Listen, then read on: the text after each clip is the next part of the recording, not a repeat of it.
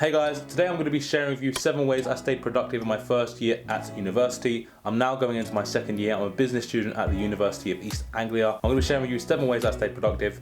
These things have really helped me in my first year, and I hope these can help you also for when you're going into university now, if you're starting university, or if you're even doing in college, or if you're in university any year. I hope these tips help you. They've helped me, so I hope they help you as well. Also, before we get into it, if you're interested in this kind of stuff of productivity and being a student and university or college or anything like that, make sure you check out my podcast that I co-host with my friend Luke. It's called The Student Insider. There'll be links in the description.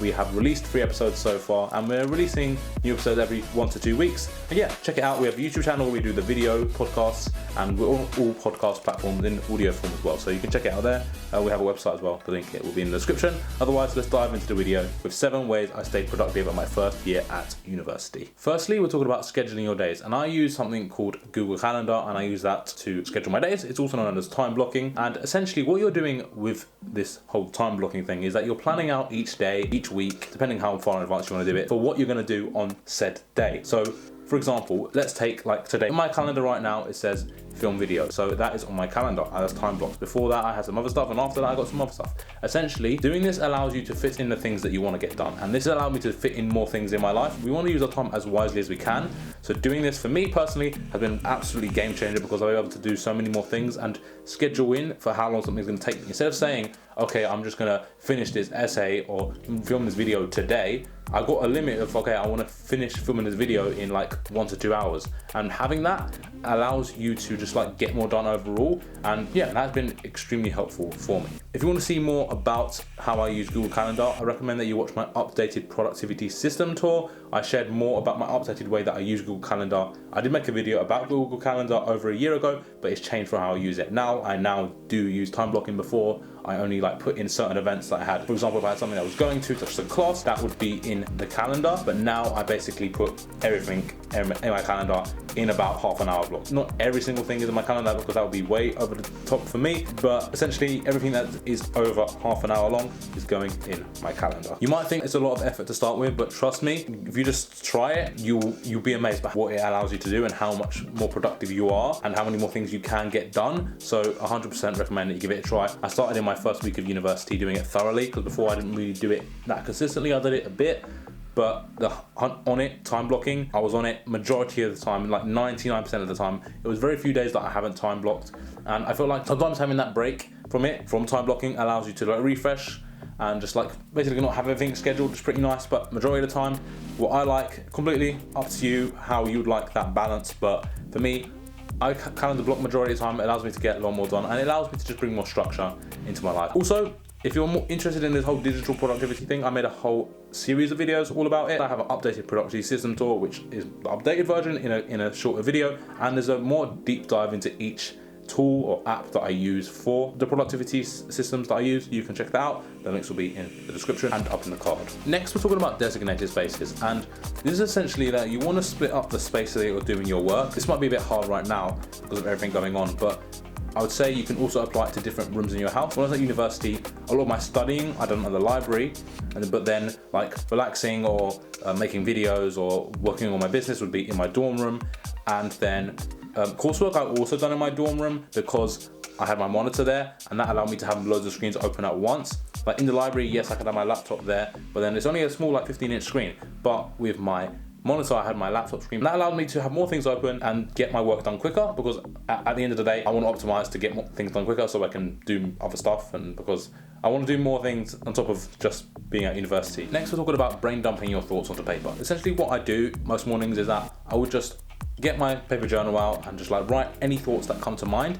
And essentially you're just doing this to like just clear your mind and just get like a good start to the day. If you've got any thoughts on your mind, just writing them down really helps. Like for me, I was really going through this creative block on my work and of what kind of videos I wanted to create, like for this YouTube channel. For about like 1 to 2 weeks, I was just writing loads of thoughts down in like Notion, which is a great note-taking app. Link in the description, check it out, it's awesome. It's free, plus if you're a student, you get the personal program for free.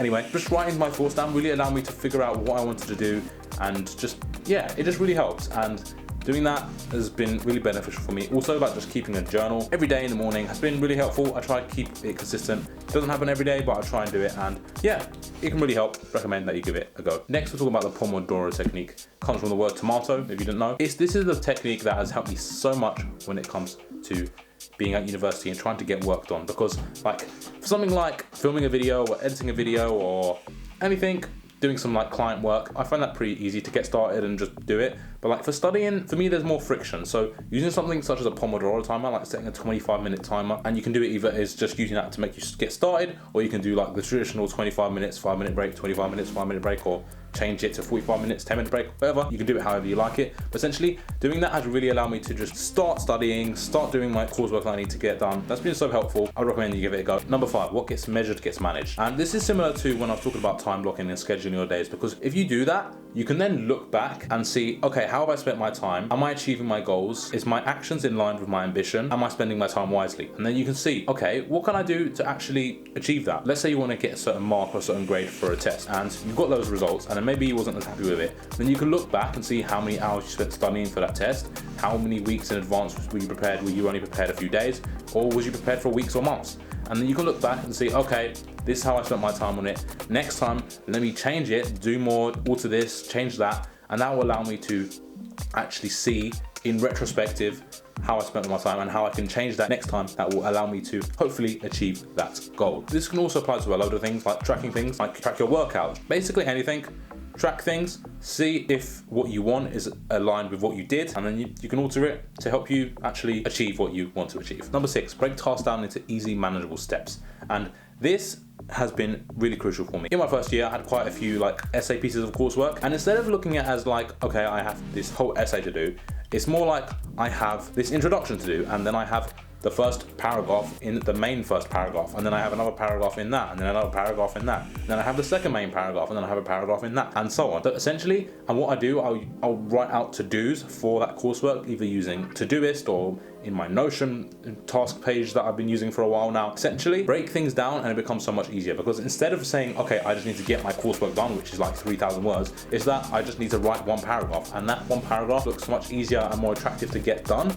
So that, compared to just doing your coursework, you're more likely to do that one paragraph, and once you start, it's so much easier to continue. So break tasks down into easy, manageable steps, and that will allow you to actually just get started on your work and get more done, and will be helpful to hopefully actually make you get the work done and maybe even get it done quicker. Lastly, we are talking about the 2-minute rule. I've mentioned this countless times, but it's so awesome, so I'll share it again. This is by David Allen. He wrote the book Getting Things Done. He said, if there's a task that takes 2 minutes or less, you do it there and then. And that is something so simple, like, I don't know, this glass, not sponsored. Once it's done, I should just like, just go wash it up. It only takes 2 minutes, get it done then. I don't know, anything. Essentially, just do those little tasks that take 2 minutes or less, and that will just allow you to be more productive and get rid of those minor tasks. There are other people that have put different spins on this rule, and I really like the one applied to building habits. Essentially, when you're building a habit, it should only take 2 minutes or less. So like, say you want to get started going to the gym. I know, I'm experienced this myself. Like, instead of I'm going to go to the gym 3 days a week, just say, okay, I'm just going to turn up to the gym for 2 minutes a week. That's all. That is the most easiest thing in the world. So all I need to do is go to the gym for 2 minutes. So what do? Once you get there,